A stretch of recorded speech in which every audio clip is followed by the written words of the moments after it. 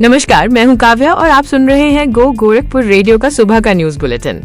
आइए सबसे पहले जानते हैं आज की मुख्य सुर्खियां। भाजपा विधायक के भाई भोलेंद्र पाल सिंह के ईंट भट्ठे पर छापा, गिरफ्तारी के लिए दबिश जारी। लापरवाही पर तिवारीपुर थानेदार और सूर्यविहार चौकी प्रभारी निलंबित। साइबर सेल ने ठगी के शिकार 5 पीड़ितों के 6,61,000 रूपए वापस कराए। गोरखपुर विकास प्राधिकरण ने डूब क्षेत्र में अवैध प्लॉटिंग पर चलाया बुलडोजर। गोरखपुर विश्वविद्यालय की स्पेशल बैक परीक्षा में 6,125 विद्यार्थी होंगे शामिल। सरयू नदी का कटान हुआ तेज, गांव के 16 घर आए जद में। अब खबरों पर विस्तार से बात करते हैं। साइबर अपराध की बढ़ती घटनाओं के बीच गोरखपुर से एक अच्छी खबर सामने आई है। गोरखपुर की साइबर सेल टीम ने अपनी त्वरित कार्रवाई से ऑनलाइन ठगी के शिकार हुए 5 पीड़ितों के कुल 6,61,000 रूपए वापस करा दिए हैं। ठगी की ये वारदात क्रेडिट कार्ड की लिमिट बढ़ाने, निवेश और APK फाइल डाउनलोड कराने जैसे झांसों से हुई थी। पुलिस अधीक्षक क्राइम सुधीर जायसवाल ने लोगों से अपील की है कि अगर वे कभी भी ऑनलाइन धोखाधड़ी का शिकार होते हैं तो तुरंत हेल्पलाइन नंबर 1930 या साइबर क्राइम की वेबसाइट पर शिकायत दर्ज कराएं। एक और घटना में बड़हलगंज के अंबिका प्रसाद मौर्य के 1 लाख रुपए में से 90,000 रूपए पुलिस ने साइबर ठगों से वापस दिलाए हैं।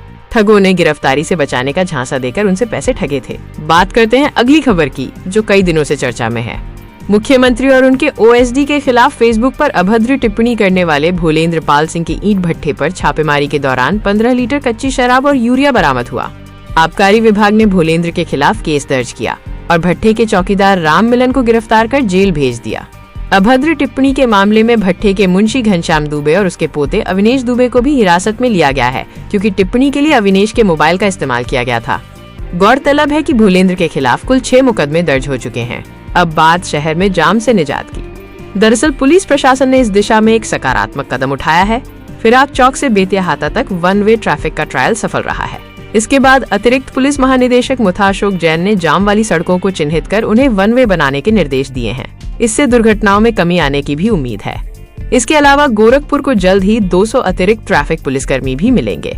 यात्रियों की सुविधा के लिए रेल प्रशासन ने एक बड़ा फैसला लिया है। त्योहारों में होने वाली भीड़ को देखते हुए 3 नई पूजा स्पेशल ट्रेनें चलाई जाएंगी।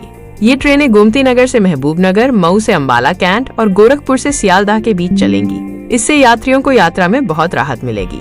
गोरखपुर विकास प्राधिकरण यानी GDA ने राप्ती नदी के डूब क्षेत्र में हो रही अवैध प्लॉटिंग पर बुलडोजर चलाया है।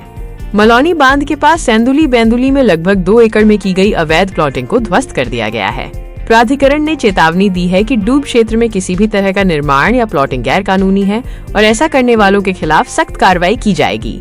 DDU ने छात्रों को एक बड़ी राहत दी है। इन दिनों विश्वविद्यालय में स्पेशल बैक परीक्षा की तैयारी जोरों पर है।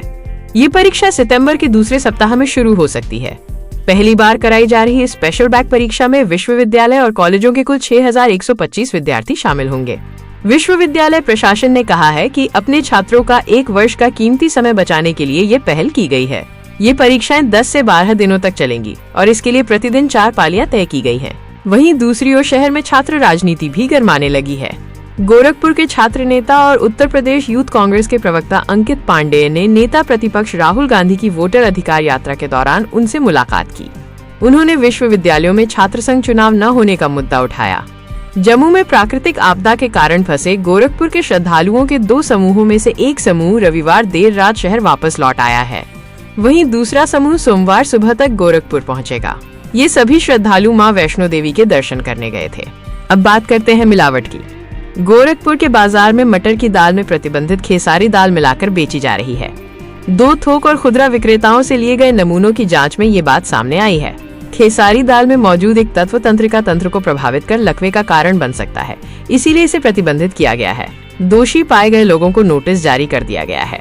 गोरखपुर से बड़हलगंज क्षेत्र में सरयू नदी का कटान अचानक तेज हो गया है, जिससे ज्ञानकोल गांव के लगभग 16 घर कटान की जद में आ गए हैं।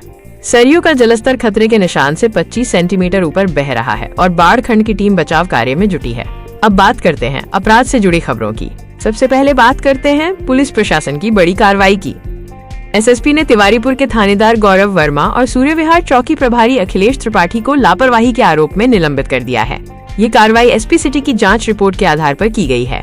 रोशनी मौर्य की 17 वर्षीय बेटी पूजा को पड़ोसियों द्वारा पीटे जाने से उसकी एक आंख की रोशनी चली गई थी और पुलिस ने इस गंभीर मामले को हल्के में लिया था।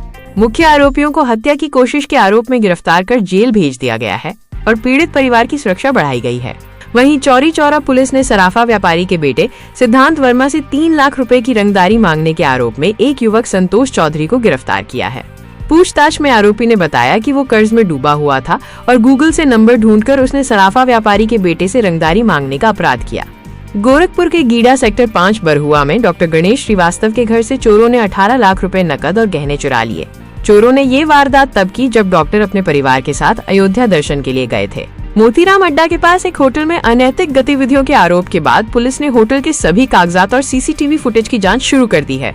ग्रामीणों के हंगामे के बाद सीओ चौरी चौरा अनुराग कुमार सिंह ने अग्रिम आदेश तक होटल को बंद करा दिया है।